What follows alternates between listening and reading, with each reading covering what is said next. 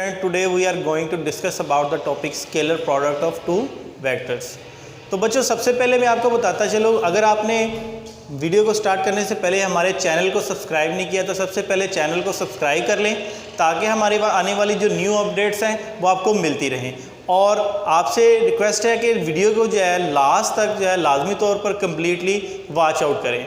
तो आज हम जिस टॉपिक के बारे में डिस्कस करने चाह रहे हैं, इससे पहले हमने डिस्कस किया था कि vector addition by its rectangular components क्या होता है। आज हम बात करेंगे कि दो वेक्टर्स को आपस में प्रोडक्ट कैसे लिया जाता है। तो स्टूडेंट्स सबसे पहले डॉट प्रोडक्ट के बारे में बात करेंगे। अब डॉट प्रोडक्ट क्या है, हम कहते हैं कि दो वेक्टर्स अगर हमारे पास ए एंड बी है, दोनों का जब डॉट प्रोडक्ट लेंगे तो हम कहते हैं कि ए डॉट बी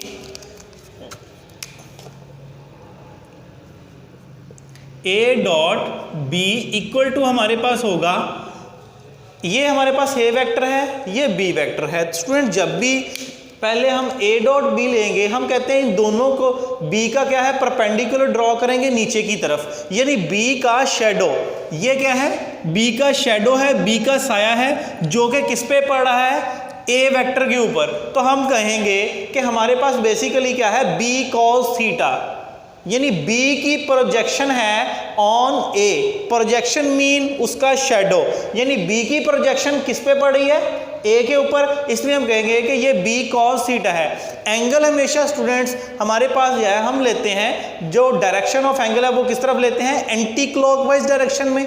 और रिमेंबर कि जब भी हमारे पास जो एंगल है उसके सामने वाली साइड हमारे पास क्या है परपेंडिकुलर लेते हैं। अब ये हमारे पास क्या है एज अ परपेंडिकुलर है। अब इसी तरह जब हम लेंगे, हम लिखते हैं इसको a dot B is equal to A B cos of theta. अब इसका क्या मतलब है कि A B cos theta, B cos theta का मतलब है a और b का मतलब हो गया projection of b on a, कि B की प्रोजेक्शन ऑन A है। अब देखिए जो हमारे पास जो लेटर है, अगर सिंपली हम उसको अंडरस्टैंड करना चाहें कि जो लेटर हमारे पास बाद में आ रहा है, जो आगे है, हमेशा उसका शेडो पीछे की तरफ होता है। अब जो B लेटर है ये आगे है, इसका शेडो किस पे होगा A के ऊपर होगा। तो हम कहेंगे कि B का शेडो क्या है A के ऊपर है, तो B की projection of B on A लिखेंगे। हमारे पास A डॉट B क्या आ गया A B cos of theta. अब इसी तरह स्टूडेंट्स अगर हम बात करें B डॉट A की, अब B डॉट A हमारे पास क्या आ जाएगा, ये आ गया A डॉट B। अब B डॉट A क्या आ जाएगा हमारे पास, हम लेटर A को हमने आगे लिख लिया है, B को पीछे लिख लिया है। देन क्या सिचुएशन होगी कि A हमारे पास आगे है तो ऑब्वियसली उसका शैडो किधर होगा B के ऊपर। अब कैसे, ये हमारे पास क्या है A वेक्टर था, A का प्रोजेक्शन अब किसके ऊपर है B के ऊपर। जिसकी प्रोजेक्शन होती है उसके साथ एंगल आता है, तो हमारे पास एंगल क्या आ गया, क्योंकि हमारे पास प्रोजेक्शन किसकी है A की, तो हम लगाएंगे cos थीटा किसके साथ A के साथ। हम cos थीटा ही क्यों इस्तेमाल कर रहे हैं, बहुत इंपॉर्टेंट क्वेश्चन है कि cos थीटा ही एंगल क्यों ले रहे हैं हम, tan थीटा या sin थीटा कोसेकेंट थीटा, इसी तरह सेकेंट थीटा cot थीटा क्यों नहीं लेते। तो स्टूडेंट्स रिमेंबर ये एमडी कैट में लाजमी तौर पर पूछ लेता है कि हमारे पास cos थीटा जो है वो एंगल, या हमारे पास जो angle for the dot product कौन सा लिया जाता है, तो हमेशा cos लिया जाता है। cos क्यों, इसके पीछे मैं रीज़न बताता चलूँ, शॉर्ट क्वेश्चन में पूछ लिया जाता है कि cos थीटा इसलिए लेते हैं कि यहाँ पर दो वेक्टर्स हैं, दो वेक्टर्स जो हमारे पास जिसकी वैल्यूज़ मौजूद हैं वो कौन कौन से हैं, ये ट्राइंगल बन रही है, बट इसका जो हमारे पास जो एंगल है और जो साइड्स मौजूद हैं, जो वेक्टर वो एक A है ये B है, ये बेस है, ये हमारे पास हाइपोटेनस है। और relation of base and hypotenuse students हमेशा हमारे पास क्या होता है cos थीटा होता है, बेस ओवर हाइपोटेनस हमारे पास cos थीटा होता है, इसलिए हम यहाँ पर cos थीटा ले। तो जब हम B डॉट A की बात करेंगे तो हम कहेंगे B पहले आ गया और ये क्या है projection of A on B, यानी A की प्रोजेक्शन, A का शेडो हमारे पास है बी के ऊपर फॉल कर रहा, तो हम कहेंगे कि B dot A is equal to B A cos of theta. So हम कहेंगे कि हमारे पास A dot B is equal to B dot A, क्योंकि यहाँ पर students A B cos theta ये क्या है, बी ए कोस थीटा, सिर्फ टर्म हमारे पास आगे पीछे है, बट प्रोडक्ट में हम देखते हैं कि हमारे पास दोनों की वैल्यू इक्वल आती है, दोनों की वैल्यू में कोई चेंज नहीं आ रहा। तो हम कहेंगे कि ये हमारे पास चीज़ प्रूव होगी, जो कि हमारे पास फर्स्ट एक प्रॉपर्टी है प्रोडक्ट की, स्केलर प्रोडक्ट की, वो कहलाती है हमें, ये जो हमारे पास आ जाएगी scalar product obey commutative law, A dot B is equal to B dot A. So ये हमने प्रूव कर लिया। इसकी जो प्रॉपर्टी है स्केलर प्रोडक्ट जो है वो हमारे पास क्या है, ओबे करता है कॉमोटेटिव लॉ को, यानी A dot B always equal to B dot A. अब इसी तरह इसकी एग्जाम्पल के तौर पर हम बात करते हैं। एग्जाम्पल के लिए हमने क्या किया, एक हमने जो है ब्लॉक लिया, ब्लॉक का मैथ कितना है, m है। इस मैथ के ऊपर जब हम इसको स्टूडेंट्स ड्रैग करना चाहते हैं, तो ड्रैग करने के लिए हम इसको इस तरह फोर्स लगाएंगे, एक रस्सी बांध ली, रस्सी के जरिए हम ऐसे फोर्स लगा रहे हैं। अब देखिए फोर्स के दो कंपोनेंट बन गए। जब ऐसे हम फोर्स को लेंगे तो फोर्स के स्टूडेंट हमारे पास दो कंपोनेंट, अब कौन से कंपोनेंट को कंसीडर करना है ये डिपेंड करता है। एक हमारे पास जो है वो क्या है, वर्टिकल कंपोनेंट है, एक हॉरिजॉन्टल। अब वर्टिकल कंपोनेंट क्या होगा, जीरो। क्यों?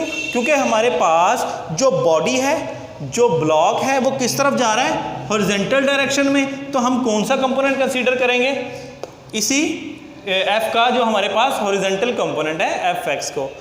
अब स्टूडेंट्स देखें ये हमारे पास कौन सा केस बन रहा है, यहाँ से अगर परपेंडिकुलर ड्रॉ करें तो ये हमारे पास एफ का शेडो है, जैसे ये बी का शेडो था, शेडो एफ का है किस पर, डी के ऊपर। सो हम कहेंगे एंगल किसके साथ आएगा, जिसकी प्रोजेक्शन है वो हमारे पास क्या है, एफ कॉस थीटा। सो हम कहेंगे कि यहाँ पर हमारे पास एफ डॉट डी किसके इक्वल हो गए, एफ कॉस थीटा, और साथ में स्टूडेंट्स हमारे पास क्या आ जाएगा, डी आ जाएगा। अब इसी तरह जो एफ डॉट डी है ये हमारे पास क्या हो गया, F D cos of theta. So ये चीज़ हमारे पास एफ डॉट डी, और ये क्या कहलाता है, हमारे पास वर्क कहलाता है। ये हमारे पास क्या है, वर्क आ गया। सो हम कहेंगे कि वर्क जो है वो is equal to F dot D होता है, और ये हमारे पास क्या है, ये dot product of F and D, force and displacement. अब इसी तरह स्टूडेंट्स इसकी जो नेक्स्ट प्रॉपर्टीज़ पर बात कर लेते हैं, क्योंकि मैं आपको ये बताता चलूँ हमारे पास ये बहुत इंपॉर्टेंट लॉन्ग क्वेश्चन है। इस चैप्टर के अंदर सेकंड इंपॉर्टेंट लॉन्ग क्वेश्चन जो है वो ये आता है। अब बात कर लेते हैं सबसे पहले इसकी प्रॉपर्टीज़ की। 5 प्रॉपर्टीज़ हैं, वो लिखनी लाजमी होती हैं। सबसे पहली प्रॉपर्टी है कि when A and B are perpendicular, यानी दो वेक्टर आपस में जब परपेंडिकुलर हैं, एक ये वेक्टर है ए, इसको ए कह लें, ये बी है, दोनों के दरमियान एंगल अगर हमारे पास कितना हो 90, then they will be perpendicular to each other. तो एंगल क्या है हमारे पास, 90 degree.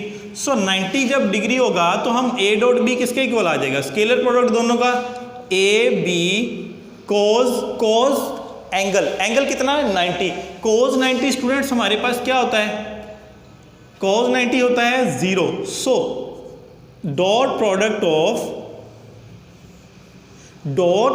Of two mutually perpendicular vector is always 0। इसी तरह नेक्स्ट बात करते हैं, अगर हमारे पास दोनों पैरेलल हों, यानी अगर हमारे पास एक वेक्टर ये है, दूसरा वेक्टर, एक वेक्टर ए है, दूसरा बी है, दोनों आपस में एक दूसरे के क्या है, पैरेलल है, देन स्टूडेंट्स हमारे पास इसका जो रिलेशन है वो क्या बनाएगा, रिलेशन शो कर रहा है कि इनके दरमियान एंगल क्या है, 0 है। So A dot B is equal to हमारे पास क्या आ जाएगा, ए बी कॉज ऑफ 0। तो स्टूडेंट्स कॉज ऑफ 0 जो है ऑलवेज हम कितना कंसीडर करते हैं, 1 के इक्वल होता है। टेबल से वैल्यू निकालें तो ये हमारे पास क्या हो जाएगा, ए बी, यानी A dot B is equal to magnitude of A and B. अब इसी तरह थर्ड प्रॉपर्टी की तरफ चलते हैं। अगर हमारे पास सेल्फ प्रोडक्ट लिया जाए एक ही वेक्टर का, ए वेक्टर का जब सेल्फ प्रोडक्ट लें ए डॉट ए, तो स्टूडेंट्स हमारे पास क्या आ जाएगा, ए स्क्वायर कॉज ऑफ, अब देखिए कॉज कितना एंगल है, दोनों एक जैसे हैं, यानी एक वेक्टर ए है हमारे पास, दूसरा वेक्टर भी ए है, तो दोनों का सेल्फ प्रोडक्ट ले रहे हैं, तो एंगल क्या है 0, सो cos 0 1 हो जाएगा, cos 0 क्या हो गया 1, तो value will be A square, यानी self product of any vector gives the value equal to square of that value, उस वैल्यू का क्या होगा स्क्वायर होगा। इसी तरह फोर्थ प्रॉपर्टी हमने देख ली। अब फिफ्थ प्रॉपर्टी पे बात करते हैं कि अब rectangle in the term of their unit vectors, अगर यूनिट वेक्टर्स की टर्म में बात करें स्टूडेंट्स, तो इनसे जो हमारे पास एसोसिएटेड जो यूनिट वेक्टर्स होते हैं, अब ए के साथ क्या है आई, और इसी तरह बी के साथ क्या है जे। अब इन टर्म ऑफ इसकी टर्म में देखें तो हम कहते हैं dot product of I dot आई हमारे पास क्या हो जाएगा। चलिए इसको हम जो है इसी तरह बाद में डिस्कस करते हैं, हम सबसे पहले इसको डिस्कस कर लेते हैं scalar product in term of their rectangular component. In term of rectangular component यहाँ पर आई डॉट आई क्या आ जाएगा, आई डॉट आई हमारे पास जब परपेंडिकुलर हैं एक दूसरे के, तो दोनों के दरमियान आई स्क्वायर क्या वैल्यू हो जाएगी, आई डॉट आई क्या आ जाएगा, एंगल 90 0 हो जाएगा। तो हम कहेंगे कि हमारे पास जो एंगल की वैल्यू आ जाएगी I dot I is equal to 1, और इसी तरह J dot J is equal to क्या हो जाएगा 1, या इसको हम यहाँ पर सिंपल अगर लिखें सेल्फ प्रोडक्ट में, तो स्टूडेंट सेल्फ प्रोडक्ट में हम कहेंगे कि I dot I is equal to 1, J dot J is equal to 1, और के डॉट के इज इक्वल टू हमारे पास 1 हो जाएगा।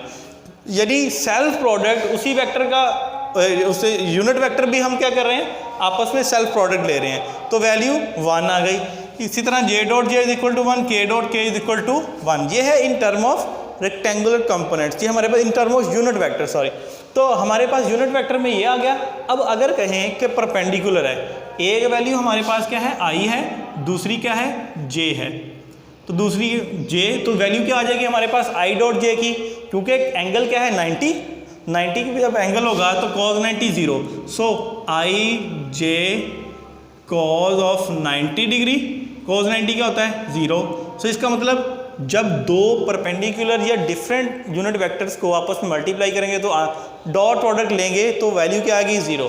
सो जे डॉट के वो भी हमारे पास क्या है 0, के डॉट आई वो भी क्या है 0। अब इसी तरह इन टर्म ऑफ रेक्टेंगुलर कंपोनेंट्स बात करें कि ए डॉट बी हमारे पास क्या आ गया इज इक्वल टू ए के हम तीनों कंपोनेंट्स बना लेते हैं स्टूडेंट्स। ए के तीनों कंपोनेंट्स क्या आ जाएंगे, A X B X plus A X plus A Y plus A Z is equal to dot product लेंगे इनका किसके साथ, B X plus B Y plus B Z. अब इनको जब आपस में प्रोडक्ट लेंगे तो स्टूडेंट्स हमारे पास रिलेशन क्या आ जाएगा, ए एक्स बी एक्स साथ में क्या आ जाएगा, यहाँ पर आई वेक्टर है, वाई के साथ जे होता है, जेड के साथ हम स्टूडेंट्स हमारे पास ए जेड के, जेड के साथ के यूनिट वेक्टर होता है। इसी तरह एक्स के साथ यहाँ पर आ जाएगा आई, और y के साथ स्टूडेंट्स क्या आ जाएगा हमारे पास j, और z के साथ क्या आ जाएगा k, यानी x के साथ i यूनिट वेक्टर आएगा, y के साथ j आएगा, z के साथ k आएगा। अब देखें जब मल्टीप्लाई करेंगे आपस में डॉट प्रोडक्ट ax bx हो जाएगा, साथ में i डॉट i क्या हो गया 1 हो गया, क्योंकि i डॉट i हमने कहा है यहाँ पर i डॉट i किसके इक्वल है 1 के। सो j डॉट j 1 हो गया, तो ये हमारे पास term A Y B Y plus A Z B Z के इक्वल आ जाएगा। अब ये हमारे पास क्या आ गया students, A dot be in term of their rectangular components. अब बात करें अगर हम यहाँ से एंगल की वैल्यू फाइंड कर सकते हैं, एंगल कैसे फाइंड करेंगे, तो स्टूडेंट्स एंगल के लिए हम करेंगे कि A dot B is equal to होता है A B cos of theta के। अब यहाँ से हमने फाइंड क्या करना है, angle cos theta. So students cos theta को फाइंड करने के लिए हम क्या करेंगे, हम यहाँ पर बात कर लेते हैं कॉस थीटा के लिए। हम cos theta is equal to, ये इधर रहेगा हमारे पास टर्म, और ए बी जो है ये इसके नीचे आके डिवाइड हो जाएगा, A dot B divided by A B. तो स्टूडेंट्स ए डॉट बी हम वैल्यू प्लेस करेंगे। ए डॉट बी किसके इक्वल है? ए डॉट बी हमारे पास है यहाँ पर ये जो वैल्यू निकाली हमने, so A X B X plus A Y B Y plus A G B G divided by A B.